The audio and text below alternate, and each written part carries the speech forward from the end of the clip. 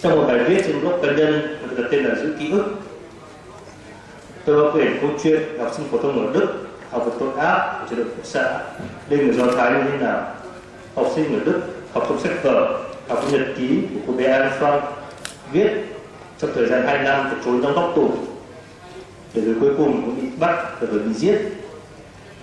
Họ đi tham quan cho cái chỗ Buchenwald, nhưng mà cái đáng ngạc nhiên hơn cả là học sinh Đức còn phải tự đi điều tra xung quanh nơi mình sống, phải xem trước đây đã từng có người Do Thái nào sống, họ tên là gì, họ bị bắt trong hoàn cảnh nào và bị giết chết như thế nào.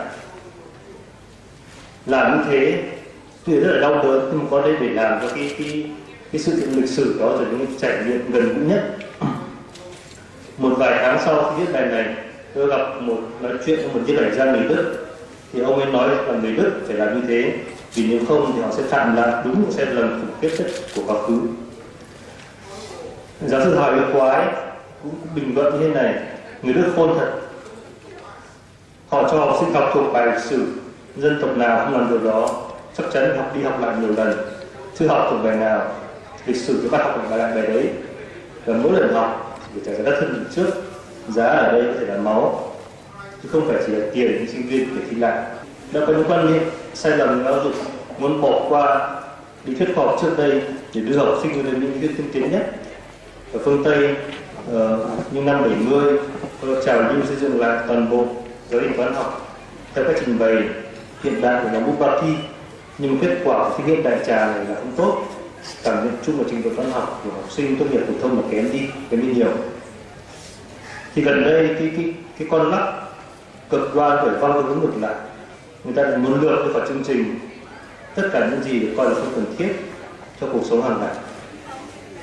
Tôi vô cùng ngạc nhiên khi được ý kiến một giáo sư cho rằng là học sinh không cần học đến vi phân tích phân, vì hàng ngày không ai cần đến phép tính vi phân tích phân cả. Nhưng mà phải nhớ là chính nhờ thiên tài của Newton, của Leibniz mà các hiện tượng tự nhiên được mô tả với tưởng minh dưới dạng phương trình vi phân, và là loại bỏ đi những cái tạm hàm tích phân thì không khác gì là tự nguyện quay lại với cả cái tư duy mơ hồ của siêu hình của Trung Cổ. Thì vấn đề không phải đem kiến thức học tiên tiến nhất đến cho học sinh vì có muốn không làm được. Vấn đề là tập trung rèn luyện cho học sinh kỹ năng tính toán. Vấn đề cũng không phải là tập trung rèn luyện học sinh những kỹ năng tính toán để phục vụ nhu cầu hàng ngày. Cái cần trang bị cho học sinh là tư duy khoa học, định hình rõ nét khái niệm, liên hệ những khái niệm đó với thực tế khách quan, biết lập luận, biết tính toán để đưa những luận điểm cụ thể có thể kiểm chứng được với thực tế khách quan.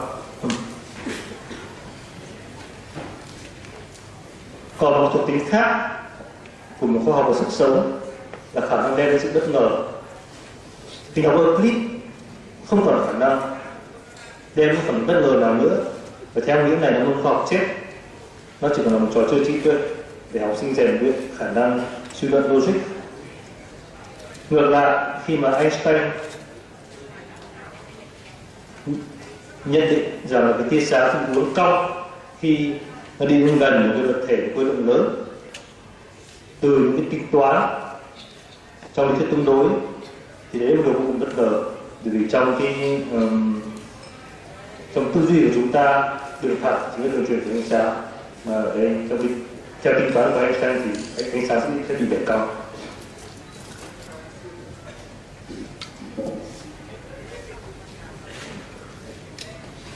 Nhờ với internet hiện tại người ta có thể tìm được một cái miễn phí rất nhiều tài liệu học tập miễn phí ở trên mạng. Một số trường đại học tên tuổi như MIT, Stanford còn tổ chức công bố miễn phí hầu hết các tư liệu học tập của mình. Thì thay vào việc bỏ là $50.000 một năm để đỡ học, mà không phải có $50.000 để nó được vào học, bạn phải truy cập miễn phí tất cả tư liệu học tập, theo đó các bài giảng trên video. Vậy có đúng là bạn nếu bạn cứ ở Hà Nội hay ở Sài Gòn là bạn có thể học như sinh viên ở MIT hay Stanford hay không? Tôi nghĩ rằng là trừ khi bạn có một sắc đạo, dù có được cung cấp mọi tài liệu trên đời, dù có theo dõi bài giảng miễn phí ở nhà của mình, bạn không học được. Bởi vì ngồi theo dõi bài giảng trên mạng một mình không phải là một cái cuộc chơi thú vị. Không có địch thủ, không có đồng đội, không có lộ trình, không có giải thưởng, không có mục tiêu. Thì đó là đấy là những cái thứ không liên quan gì trực đến nội dung của khoa học của bài giảng, nhưng đó những cái mà người ta cần, những cái mà người đi học cần để có thể tấn đấu liên tục, để có thể học một mình bằng tập trung cao độ trong 1-2 ngày đến 1 tuần. Nhưng mà bạn sẽ cần có tập thể, có thầy cô giáo, có lớp học để duy trì những việc học tập của mình.